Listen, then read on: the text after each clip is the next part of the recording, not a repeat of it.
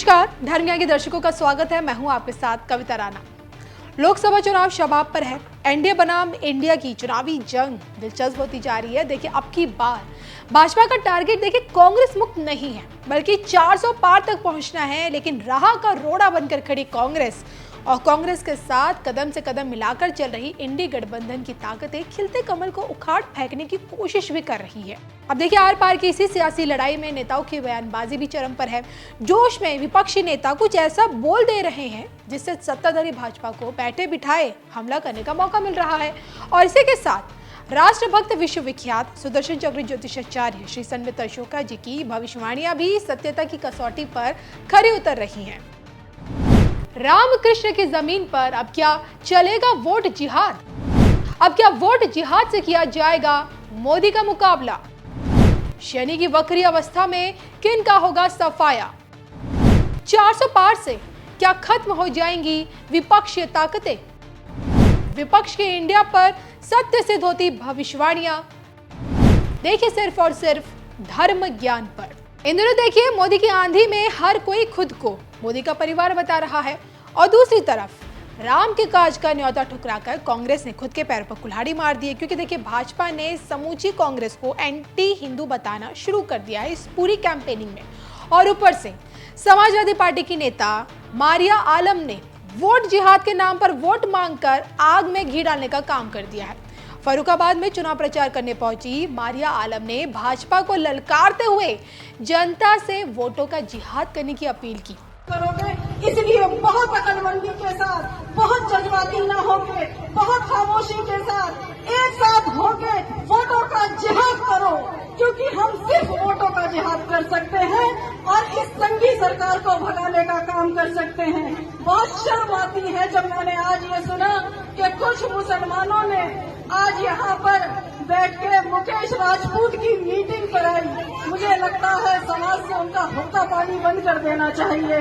इतने मतलबी मत बनो कि बच्चों की जिंदगियों से खेलो, हमारे बच्चों की जानों से खेलो। आज कितने लोग CA/NRC में जेलों में बंद हैं और आपको बताने मुझे खुशी हो रही है कि उन बच्चों के कितने केसेस सलमान खुर्शीद साहब फ्री में लड़ रहे हैं। ये बहुत बड़ी बात है। हम लड़ रहे हैं, आपके लिए संघर्ष कर रहे हैं, लेकिन अगर आप साथ नहीं दोगे तो हम अकेले कुछ नहीं कर सकते, क्योंकि हमारी ताकत आप हो। और आप अगर ऐसे दिल छोड़ के बैठ जाओगे कि अब कुछ नहीं होगा, तो ऐसा नहीं होगा। 100 बार लड़ेंगे, 100 बार हारेंगे, लेकिन फिर भी उठ के चलेंगे। गिरते हैं वही दिल जो मैदान में जंग में। दूसरी बात यह है कि लोग कह रहे हैं कि आज जो भी आपको चुनावी मौका मिलता है, जो भी चुनावी मीटिंग होती है, लोग कहते हैं संविधान खतरे में है, लोकतंत्र के खतरे में है। मैं कहती हूँ कि इंसानियत खतरे में है। अब इंसानियत पे हमले हैं। अगर अपने मुल्क को बचाना चाहते हो और अपनी मुल्क की खूबसूरती को बचाना चाहते हो, गंगा जमनी तहजीब को बचाना चाहते हो, तो इस बार बहुत होश से वोट दो। किसी की बातों में, किसी के बहकावे में मत आओ, क्योंकि हमारी अकलमंदी ही हमारे मुल्क को बचा पाएगी। शुक्रिया। और अब जो कि देखिए, मारिया आलम कांग्रेसी सलमान खुर्शीद की भतीजी भी है और ऊपर से देखिए भैया जी यानी कि अखिलेश यादव की पार्टी की नेता। इस कारण एक तीर से पीएम मोदी ने कांग्रेस और सपा दोनों को सांध लिया है। साथियों, इंडी गठबंधन की एक और रणनीति की पोल उसके ही नेता ने देश के सामने खोल दी है। अब इंडी गठबंधन ने मुसलमानों से वोट जिहाद करने को कहा है। अब बताइए, हमने लव जिहाद सुना था, लैंड जिहाद सुना था और वोट जिहाद, और वो भी पढ़े लिखे मुसलमान के परिवार से बात आई है। सामान्य मदरसा से निकले हुए किसी बच्चे ने नहीं कहा है। हाईली क्वालिफाइड फैमिली और कांग्रेस के वरिष्ठ पद पर बैठे हुए परिवार, ये मुसलमान परिवार ने कहा है, नारा दिया है वोट जिहाद करो। आप जानते हैं ना जिहाद का मतलब क्या होता है? जिहाद किसके खिलाफ किया जाता है? इंडी गठबंधन का साफ कहना है कि सारे मुसलमानों को एकजुट होकर वोट देना चाहिए। इंडी गठबंधन ने लोकतंत्र के उत्सव में वोट जिहाद की बात करके लोकतंत्र का भी अपमान किया है, संविधान का भी अपमान किया है। और कांग्रेस के एक ने भी नेता ने अभी तक इसका विरोध नहीं किया है, मौक सम्मति दे दी है। ये वोट जिहाद की बात भी कांग्रेस की तुष्टीकरण की नीति को ही आगे बढ़ाती है।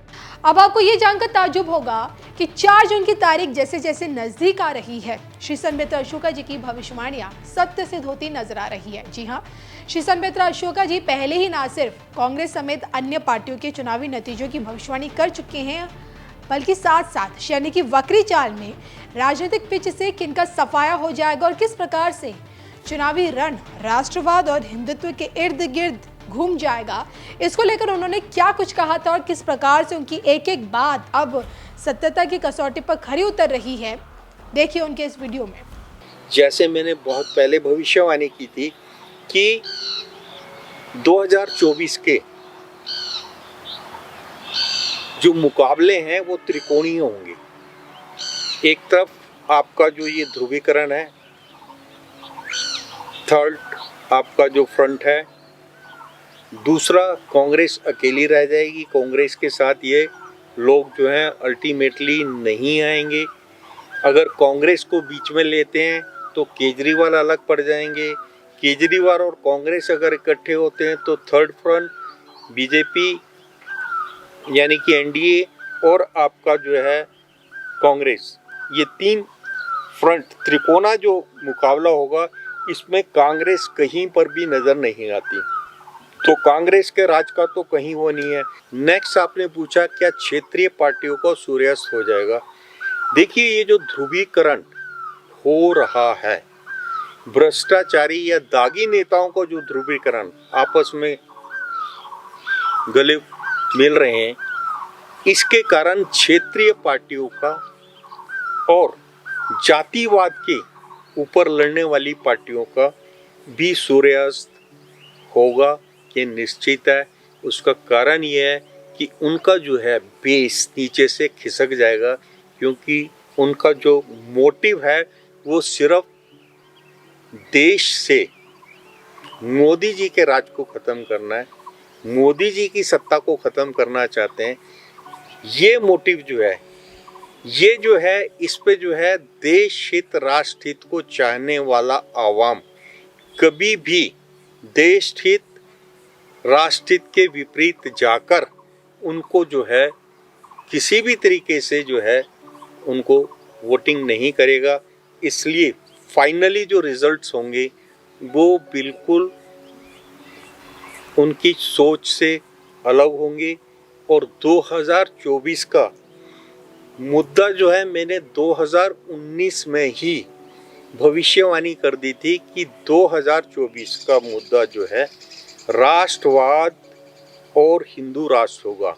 आप देखिएगा कि वर्तमान में हिंदू राष्ट्र की आवाज़ जो है आस्ता उठने लगी है। जिस तरीके से 2019 का मुद्दा राष्ट्रवाद बोला था और पुलवामा के बाद एट 12th आवर मुद्दा राष्ट्रवाद ही बना, जिसके कारण मोदी जी को भारी बहुमत से विजय प्राप्त हुए। मोदी जी की पार्टी बीजेपी को भारी बहुमत प्राप्त हुआ। इसी तरीके से आने वाले समय में 2024 में शनि का जो वक्री काल है, ये भ्रष्टाचारी और दागी नेताओं पर बहुत भारी पड़ने वाला है, जिसके कारण क्षेत्रीय पार्टियों का भी सूर्यास्त होगा, क्योंकि क्षेत्रीय लेवल पर भी ये आपस में गठबंधन कर रहे हैं। तो आने वाला समय जो है काफ़ी जो है राजनीति में उथल पुथल कारक है। नमस्कार।